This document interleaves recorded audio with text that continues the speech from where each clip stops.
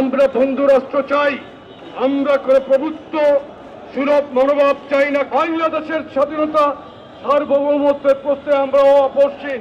বাংলাদেশ শেষ হওয়ার জন্য জন্ম নেয় নাই, তারা বাংলাদেশকে অশান্ত করার জন্য বিভিন্ন তাদের যে মিশন, সেই মিশন বাস্তবায়ন করার চেষ্টা করছে।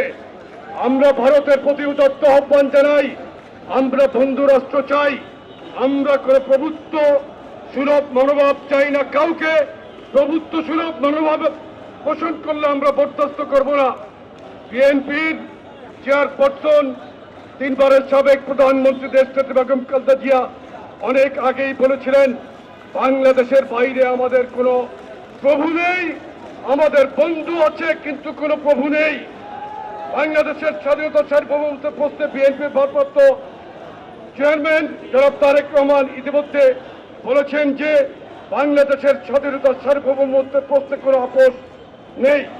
আমরাও ভারতকে সেই বার্তাই দিতে চাই, বাংলাদেশের স্বাধীনতা সার্বভৌমত্বের প্রশ্নে কোনো আপোষ নেই।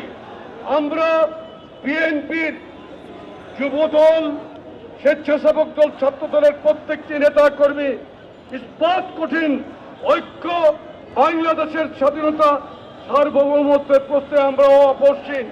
আমি শুধু একটি কথা স্মরণ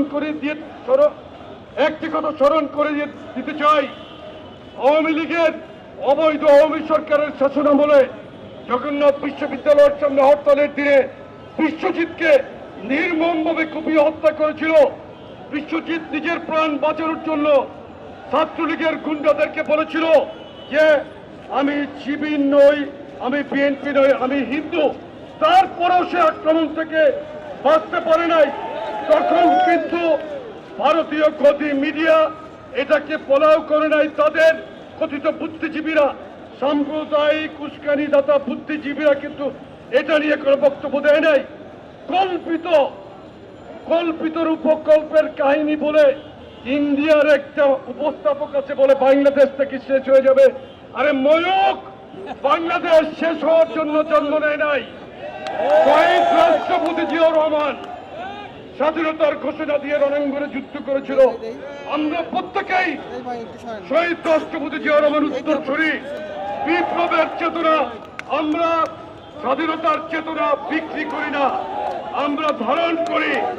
আমরা প্রতিনিয়ত এই রাজপথে আমাদের পদভার রেখে আমরা আমাদের বক্তব্য জানান দিয়ে যাবো ইনশাল্লাহ।